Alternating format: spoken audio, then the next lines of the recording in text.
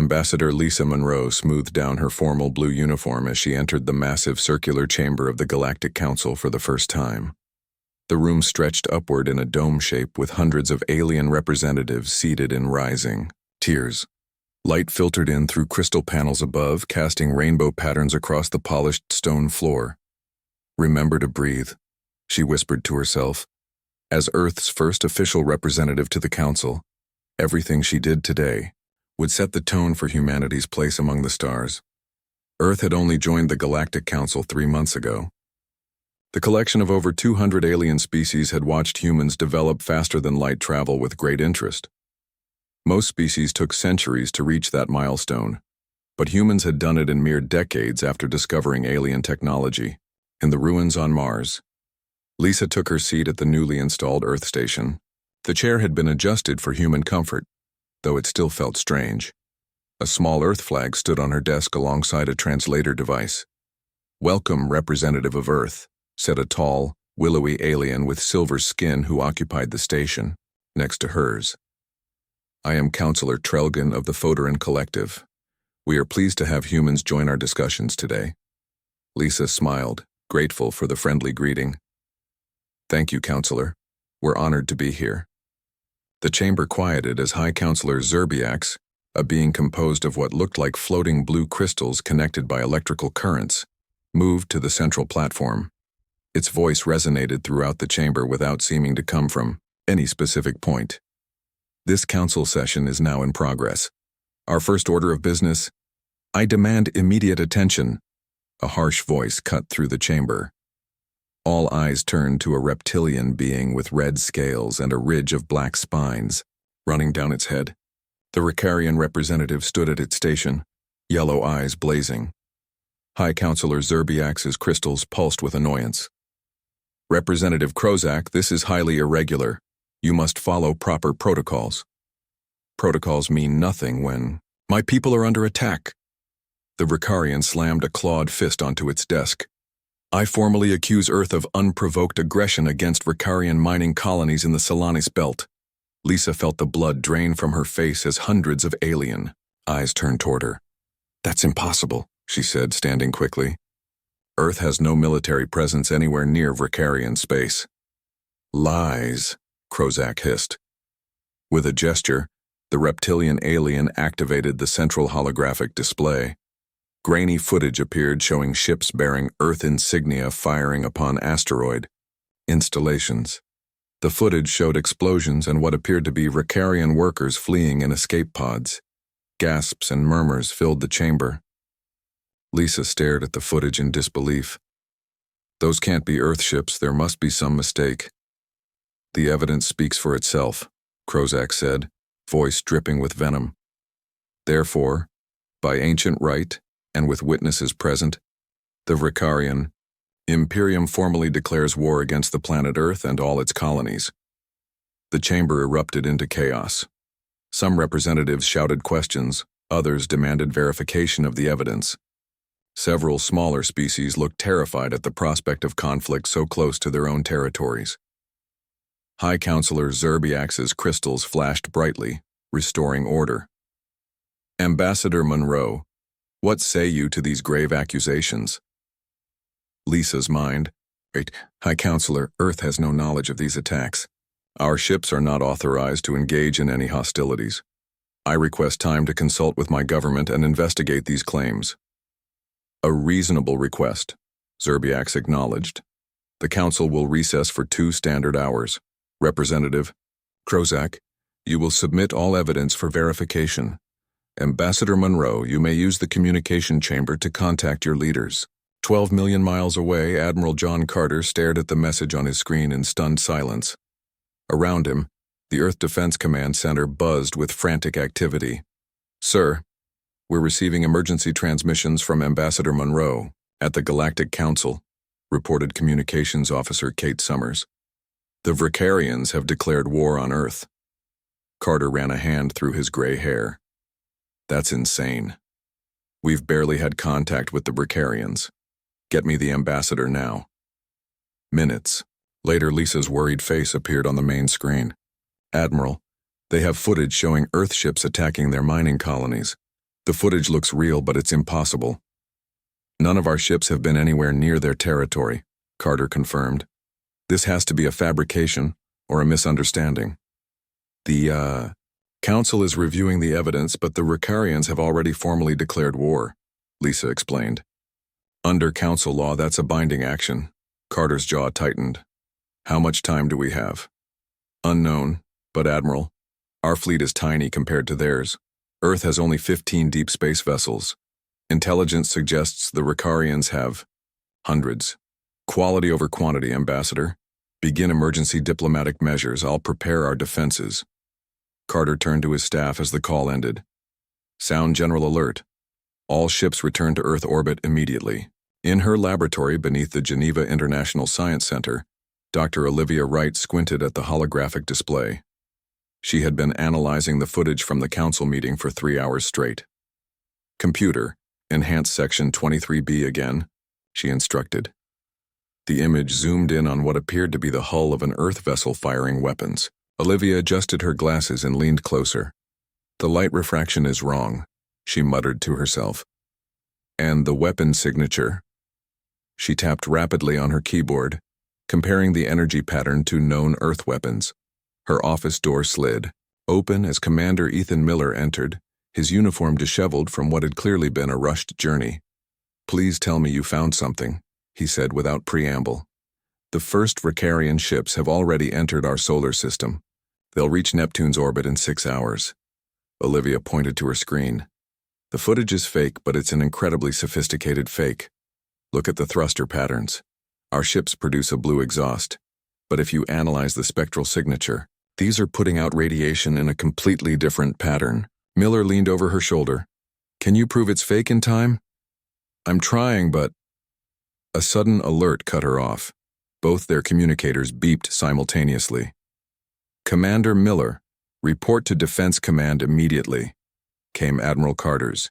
Dr. Wright joined via Secure Channel 3. Miller was already heading for the door. What have they found? Unknown vessels approaching from multiple vectors.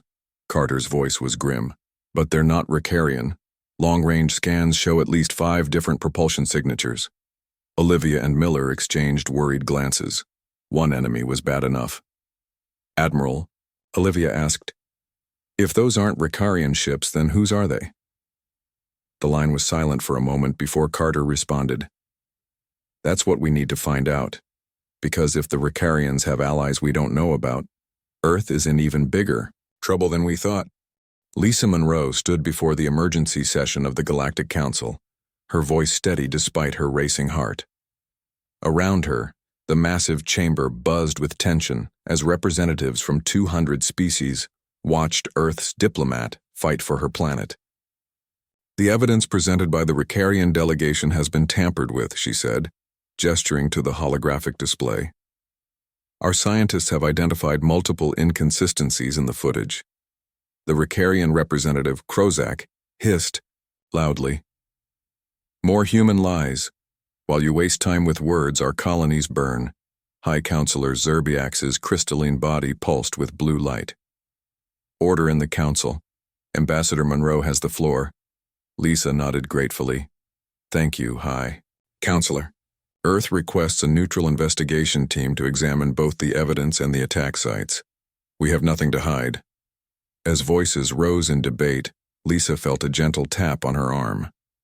She glanced down to see a small data chip being passed to her by Counselor Trelgan, the silver-skinned Photoran who had greeted her on her first day. Meet me in the East Garden after this session, Trelgan whispered, their large eyes blinking slowly. You need to know something. The council voted to form an investigation team, but also approved Ricarian defensive measures to protect their interests. In diplomatic terms, this meant the war would continue while politicians talked. An hour later, Lisa found Trelgan waiting among strange alien plants with glowing leaves in the council building's garden. The Phodaran looked nervously over their shoulder before speaking. You are walking into a trap laid long ago, Ambassador. This conflict was planned before humans even joined the council. Lisa's eyes widened. What do you mean? The Ricarians have been secretly building their military for years. Many council members have noted this with concern, but without proof of hostile intent, nothing could be done. Trelgan's voice dropped lower. They needed a pretext for expansion. Your Earth became the perfect target. But why us? We're newcomers with almost no territory. Because you are dangerous. Trelgan's silver skin rippled. Not now, but in what you might become. Your species adapts too quickly. Most council members took millennia to develop the technologies you mastered in centuries. Lisa processed this information quickly. Do you have proof of this Ricarian buildup? Only scattered reports. I risk much by telling you this. Trelgan handed her another data chip. This contains shipping records showing unusual movement of weapons and materials to Ricarian space. It may help. As Trelgan hurried away, Lisa's communicator buzzed. A message from Earth flashed. Unknown ships identified. Return immediately. Special Agent Ryan Brooks ducked as another explosion rocked the small space station. Alarms blared through the corridors as he downloaded files from the Ricarian computer system. 30 seconds until download complete, said the AI in his earpiece. Brooks had infiltrated this supposedly neutral trading post 2 days before the war declaration. His instincts about unusual Ricarian activity had proven correct, but he hadn't expected to be caught in the middle of an attack. 20 seconds. The door to the server room slid open. Brooks drew his particle pistol but lowered it when he saw a human face. Agent Brooks? I'm Kate Summers, Earth Defense Communications. Admiral Carter sent me to extract you and your intel. How did you find me? Brooks asked as the download finished. Kate tapped her wrist device. We tracked your emergency beacon. We need to move now. This station is being evacuated. They raced through maintenance tunnels to a small docking bay where an unmarked shuttle waited. Once inside, Kate launched the vessel away from the station just as larger ships began firing on each other in the distance. Those aren't Ricarian ships, Brooks noted, looking at the scanner. No, Kate replied grimly. That's what we need to talk about. We've identified the unknown vessels that entered our system. They belong to the Jardovians, the Nask Collective, and 3 other council races. Brooks cursed. They're all supporting the Ricarians? Not officially. Each government claims these are independent operators not acting under orders. Kate's eyes narrowed as she navigated through the debris field. But the attacks are too coordinated. Someone's pulling strings. My intel confirms it, Brooks said, connecting his data chip to the shuttle's computer. Look at these transmission logs. The Ricarians have been communicating with military contacts in all 5 of those species for months. This goes higher than we thought. Kate set a course for the nearest Earth outpost. How soon can you analyze the full data? 2 hours, Brooks said. But the preliminary scan already shows something interesting. All these communications route through one central hub outside official channels. Someone in the council is coordinating this whole thing, Kate realized. Brooks nodded grimly. And they want Earth gone before we discover why. Admiral John Carter watched the holographic battle display with grim satisfaction. Earth's defense fleet of 15 ships had been outnumbered 4-1 in the first Ricarian attack wave. But they had held the line. Commander Ethan Miller's voice came through the communications channel. Admiral, the Defiant has repelled the attack on the lunar base. Enemy forces are retreating. Well done, Commander. Casualties? 3 injured, no fatalities. 2 of our ships have moderate damage. The enemy lost 7 vessels. Carter nodded. The Ricarians clearly hadn't expected such resistance. Earth's ships were newer and less experienced, but they carried technology that incorporated ideas from a dozen alien cultures, creating unexpected capabilities.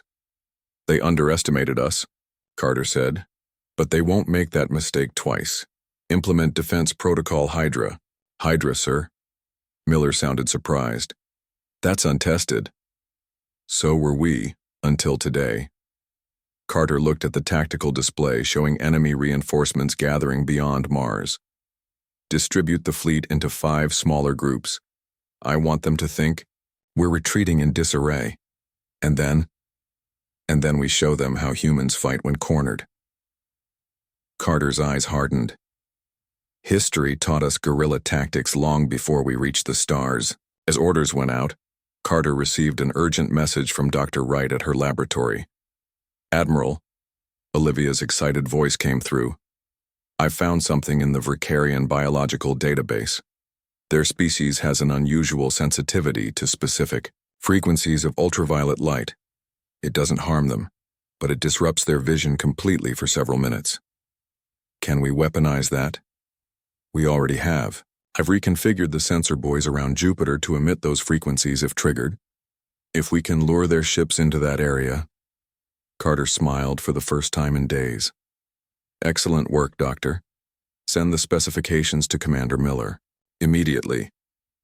As he ended the call, another message appeared, this one from Ambassador Monroe aboard a diplomatic shuttle returning from the Council.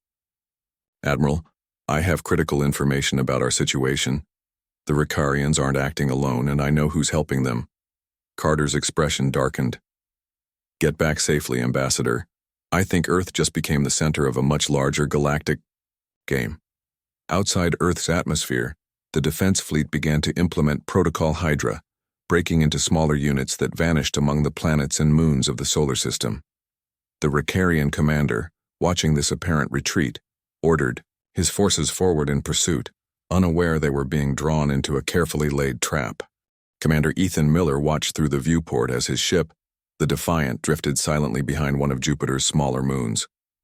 They had powered down all non-essential systems, making the vessel nearly invisible to Ricarian scanners. 5. Other Earth ships were similarly hidden throughout Jupiter's complex moon system. "Status report," Miller whispered, though there was no need to be quiet in space. Lieutenant Samantha Powell looked up from her tactical station. 3 Ricarian cruisers have entered the target zone, 8 more approaching from Sector 4. Miller nodded. "Exactly as Admiral Carter predicted. They're pursuing our decoy signals." Earth's defense strategy was working better than anyone had hoped. After appearing to scatter in retreat, the human fleet had led the overconfident Ricarians into a series of traps throughout the solar system. What the aliens didn't know was that humans had spent centuries perfecting the art of asymmetric warfare against superior forces. "Ultraviolet emitters charged and ready," Powell reported. "Dr. Wright's frequency modulators are online." "Wait until they're fully committed," Miller ordered. "We get one shot at this." Minutes ticked by as more Ricarian vessels moved into position, hunting what they thought were damaged Earth ships hiding among Jupiter's moons. When the count reached 15 enemy vessels, Miller gave the signal. "Spring the trap." Throughout Jupiter's moon system, hidden sensor buoys activated, flooding the area with specific ultraviolet frequencies. On the enemy ships, Ricarian crews suddenly clutched at their eyes, their vision completely overwhelmed by the invisible to humans light. "All ships, attack pattern Delta," Miller commanded. 6 Earth vessels emerged from hiding, weapons firing with precision at the temporarily blinded Ricarian ships. The enemy response was chaotic and disorganized. Some fired blindly, hitting their own allies. Others attempted to retreat but crashed into each other in the confusion. "They're breaking formation," Powell reported with a smile. 17 enemy ships disabled or destroyed, no casualties on our side. Miller allowed himself a brief moment of satisfaction. "Send word to Admiral Carter. The Jupiter Gambit was successful. We're proceeding to Phase 2. In her laboratory beneath Geneva, Dr. Olivia Wright examined the captured Ricarian technology with fascination. Earth forces had recovered intact, components from disabled enemy ships providing invaluable insight into alien systems. "Their propulsion design is elegant," she remarked to Chief Engineer Alan Garcia, who had been assigned to work with her. "But look how they've implemented it. So inefficient." Garcia nodded as he disassembled a Ricarian energy weapon.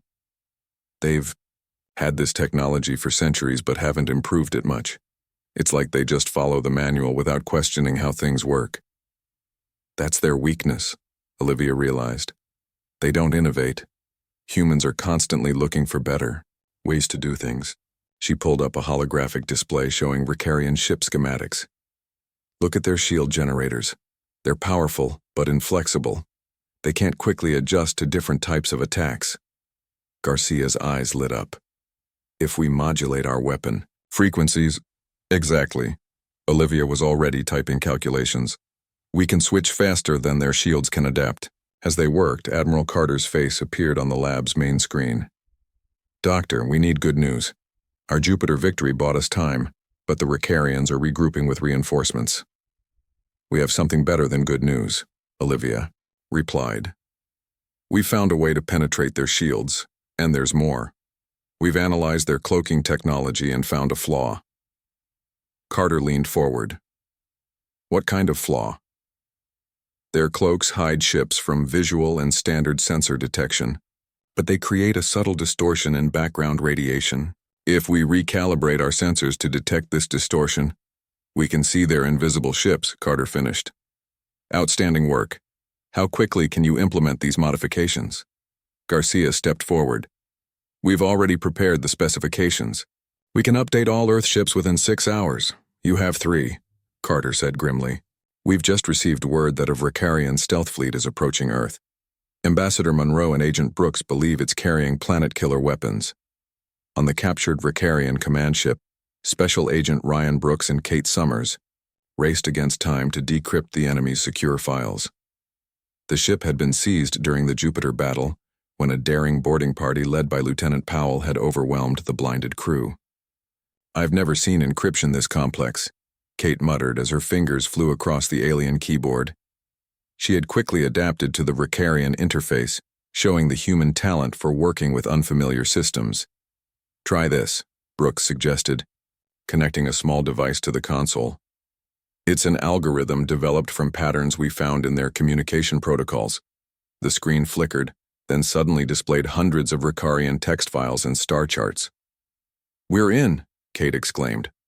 As she scrolled through the data, her expression changed from triumph to horror. Ryan, look at this. Brooks leaned over her shoulder, reading the translated text. According to this, Earth sits on top of the largest deposit of quantum crystals in this sector of the galaxy. What are quantum crystals?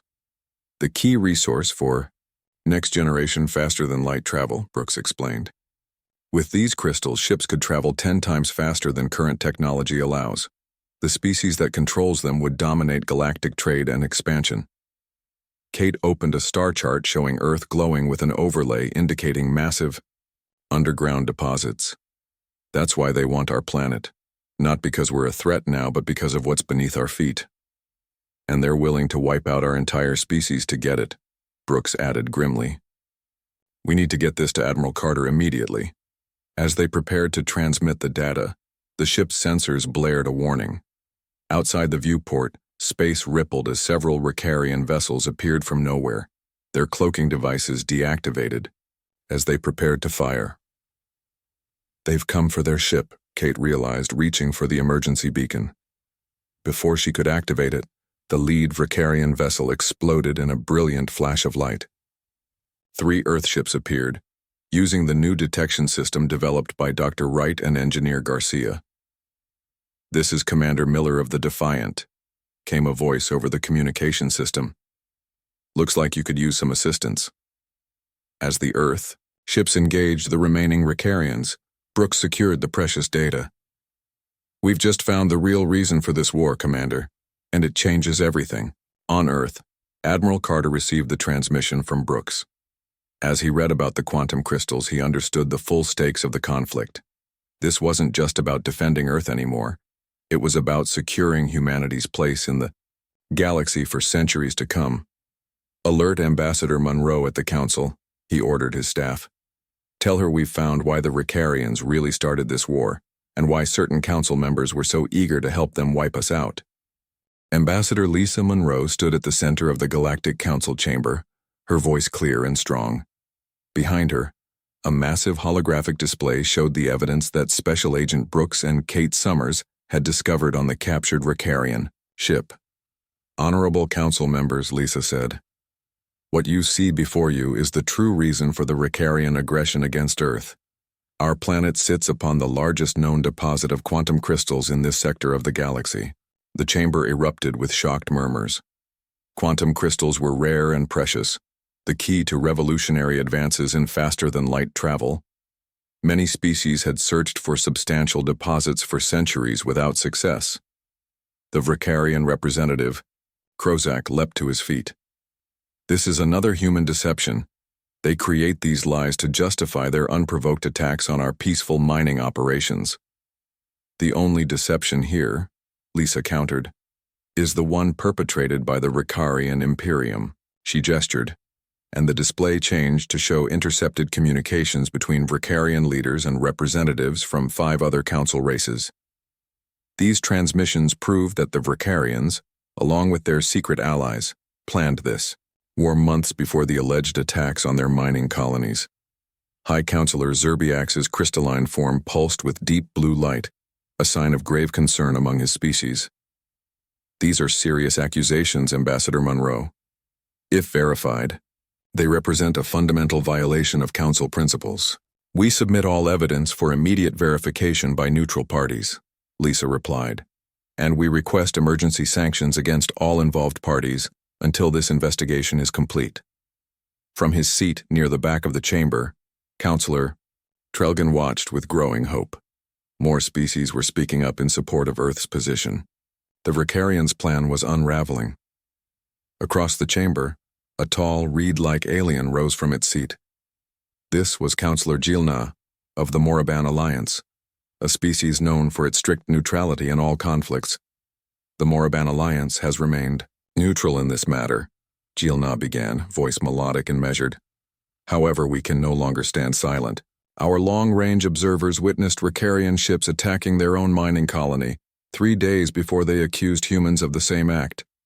We have the unaltered recordings. The chamber fell silent.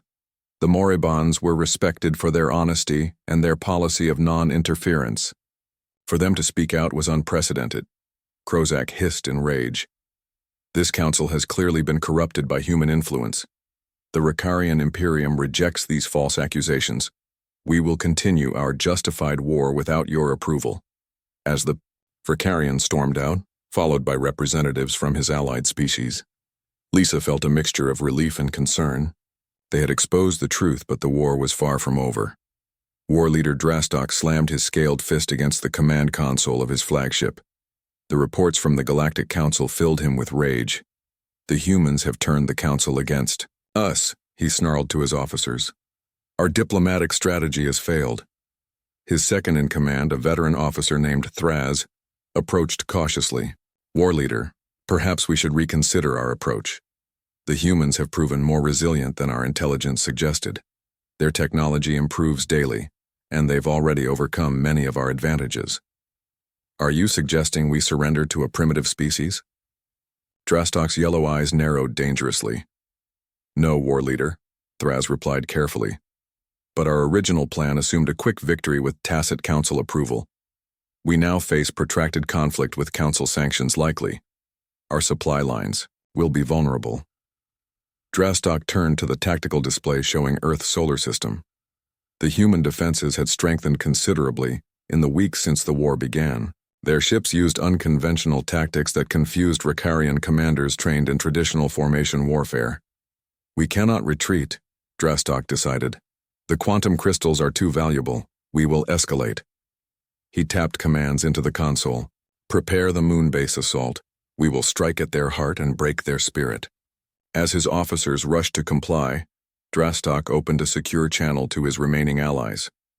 The humans had exposed some of their council supporters, but not all. There were still powerful interests who wanted to see Earth fall. The time for subtlety has passed, he told his hidden allies. Send your fleets. We attack Earth's moon in 48 hours. On Earth's moon, Commander Ethan Miller inspected the newly installed defense systems. The lunar base had become humanity's forward military outpost, protected by shields adapted from captured Vricarian technology and improved by Earth engineers. Power output is stable at 120% of Vricarian specifications, Lieutenant Powell reported as they walked through the control center. Chief Engineer Garcia says he can push it to 150 if needed. Miller nodded with approval. That's humanity's greatest strength in this war. We don't just use alien technology, we improve it. Their tour was interrupted by an urgent communication from Admiral Carter on Earth. Commander, we've intercepted Ricarian transmissions. They're planning a major assault on the moon base, likely within the next 2 days. All available ships are being diverted to your location. How many enemy vessels should we expect? Miller asked. Intelligence suggests at least 30 Ricarian warships, plus an unknown number from their allies. Carter's expression was grim. This will be their largest offensive yet. We'll be ready, Admiral. Miller turned to Powell. Activate all defensive systems and prepare for battle stations. This is what we've been preparing for. As the alarm sounded throughout the base, Earth ships began arriving in lunar orbit. Among them was a new vessel that caught Miller's attention, larger than the others and of unfamiliar design. What's that ship? He asked Powell. She checked her display and smiled. That's the Alliance, sir. The first vessel built using integrated human and alien technology. Dr. Wright and Engineer Garcia designed her engines. Miller watched as the impressive ship took position above the lunar base. Seems we have a surprise for the Ricarians, too. In the Galactic Council chamber, High Counselor Zerbiax called for an emergency vote. The evidence provided by Earth and the Moraban Alliance had been verified by 3 independent investigation teams. The Council will now vote on Resolution 72293, condemnation of Ricarian aggression and authorization of sanctions against the Ricarian Imperium and its identified co-conspirators. Lisa Monroe held her breath as the voting began. One by one, the holographic displays showed green indicators as species after species voted to support Earth. Even representatives who had initially been skeptical were swayed by the evidence and the Moraban testimony. When the vote concluded, the result was overwhelming. Resolution passed, announced Zerbiax. Effective immediately. All council members are forbidden from providing military or economic aid to the Ricarian Imperium. As various representatives approached to offer support, Lisa received an urgent message from Earth. The Ricarian assault on the lunar base had begun, earlier than expected. Despite the diplomatic victory, the war had just entered its most dangerous phase. Hold on, Commander Miller, she whispered. Help is coming. Outside the council building, ships from a dozen alien species were already preparing to join Earth's defense force, the beginning of a coalition that would change the balance of power in the war. The battle for Earth's moon raged across the lunar sky. 37 Ricarian warships and their allies faced a growing coalition fleet, led by Admiral John Carter aboard Earth's new flagship, the Alliance. The vessel represented the best of human innovation, combining Earth creativity with adapted alien technology. Status report, Carter ordered as the Alliance shook from a nearby explosion. Shields holding at 87%, reported the tactical officer. Moon-based defenses fully operational. 8 enemy vessels disabled, 3 destroyed. Through the viewport, Carter watched Earth ships darting between the larger alien vessels, using speed and maneuverability to confuse the enemy. It was a tactic drawn from ancient Earth naval battles, now applied to 3-dimensional space combat. Signal Commander Miller to begin Operation Firefly, Carter ordered. On the lunar surface, Commander Ethan Miller received the signal and nodded to Lieutenant Powell. It's time. Launch the drones. Hundreds of small unmanned craft shot up from hidden lunar silos. Each was barely larger than a human but packed with technology that Earth had kept secret until now. The drones swarmed around the Ricarian vessels, emitting targeted electromagnetic pulses that disrupted their weapon systems without harming their life support. The Ricarians are panicking, Powell observed, watching the enemy ships trying to shoot down the nimble drones. They've never seen this technology before. Because we just invented it last week, Miller replied with a small smile. That's the advantage they never counted on. Humans don't fight the way they expect. Above them, Kate Summers monitored communications from the Alliance's bridge. We're picking up confusion in enemy transmissions. Their central command is breaking down. Admiral Carter nodded. Push the advantage. All ships, advance on the Ricarian flagship. On his command ship, War Leader Drastok watched in growing horror as his carefully planned assault fell apart. The humans had somehow neutralized his best weapons, and now ships from council races were arriving to join Earth's defense. How is This possible? He snarled. They were a primitive species barely able to reach their own moon when we began planning this war. His second-in-command, Thraz, approached with a datapad. War leader, we've received a transmission from the homeworld. The council sanctions have been implemented. Our supply lines are cut. 3 of our allied species have withdrawn support. Drastok's scales darkened with rage. Cowards! The quantum crystals would have made us the dominant power in the galaxy. There's more, Thraz continued reluctantly. The Planetary Council is calling for your immediate return. They are considering peace negotiations with Earth. Peace? Surrender? Drastok's voice rose to a roar. I will not be remembered as the war leader who failed. Target all weapons on the human moon base. If we cannot have the crystals, neither. Will they? Thraz hesitated. Sir, that would violate all Council warfare protocols. It would be considered. I don't care what it would be considered. Drastok shoved his second-in-command aside and began entering launch codes himself. The humans have humiliated us for the last time. As the massive weapons began to power up, Thraz looked at the other officers on the bridge. A silent understanding passed between them. In one swift motion, 2 senior commanders seized Drastok's arms. What is the meaning of this? The war leader hissed. You have lost your reason, war leader, Thraz said formally. By authority of the Fleet Code, Section 12, we relieve you of command. As Drastok was led away, still shouting threats, Thraz opened a channel to the Alliance. Earth vessel, this is Acting War Leader Thraz of the Ricarian Fleet. We request terms for cessation of hostilities. In the Galactic Council chamber, Ambassador Lisa Monroe stood with High Counselor Zerbiax as the final pieces of evidence were presented. Kate Summers had succeeded in decrypting the last set of communications from the captured Ricarian ship, revealing the full extent of the conspiracy. These records confirmed that 7 council members secretly collaborated with the Ricarians, Lisa explained.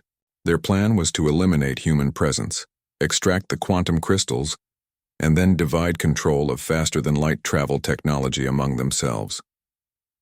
The chamber was unusually quiet as the implications sank in. Such a conspiracy would have changed the balance of power in the galaxy forever. The Council thanks Earth for uncovering this plot, Zerbiak said formally. Those involved will face appropriate consequences. The crystalline being turned to address all assembled representatives. Today we have witnessed both the worst and the best of our galactic community. Deception and greed, yes, but also courage and honesty. Lisa nodded. Earth came to the galactic community seeking friendship and knowledge. We still seek those things, but this conflict has taught us that we must also be prepared to defend ourselves and our values. A wise perspective, Zerbiax acknowledged. Which brings us to the matter of the quantum crystals. All eyes turned to Lisa. The crystals beneath Earth's surface were wealth and power beyond imagination. Earth proposes the creation of a new council department, Lisa said. The Quantum Travel Authority, with oversight from multiple species, will manage the responsible development of this resource for the benefit of all council races. Murmurs of surprise filled the chamber. Most had expected humans to claim exclusive rights to the valuable resource. This is a generous offer, Zerbiax observed. It's a practical one, Lisa replied. Earth is young in galactic terms. We have much to learn, but we understand that true progress comes through cooperation, not domination. The vote to create the new authority passed almost unanimously. 1 month later, Admiral Carter and Ambassador Monroe stood in the observation lounge of the newly constructed quantum research station in Earth orbit. Below them, their blue planet turned peacefully. The Ricarians have signed the final peace treaty, Lisa informed him. Their new government has agreed to reparations and trade restrictions for the next 10 years. Carter nodded. And the Quantum Travel Authority? Already at work. Scientists from 23 species are collaborating on the first prototype engines. Lisa smiled. Dr. Wright is leading one of the research teams. I never expected we'd end up here when they first accused us of attacking them, Carter admitted, from nearly being destroyed to becoming a major power in just a few months. That's what frightened them in the first place, Lisa said thoughtfully. Our adaptability. Humans don't just survive. We learn, we improve, we grow stronger from challenges. Through the viewport, they watched as the first diplomatic vessels arrived from formerly hostile species, now eager to establish relations with Earth. The Council has approved our application for a permanent seat on the Security Committee, Lisa added. We'll have direct input on all major galactic security decisions going forward. Carter smiled. Not bad for a species that was about to be wiped out for the resources under our feet. As they talked, engineers were already installing the new defenses around Earth's solar system, a combination of human ingenuity and alien technology that would make any future aggressor think twice before threatening humanity again. In the Galactic Council chamber, Earth's flag now hung prominently among the founding members, a recognition of its new status. And across the galaxy, the phrase spread from species to species. Never declare war on Earth. They don't fight the way you expect.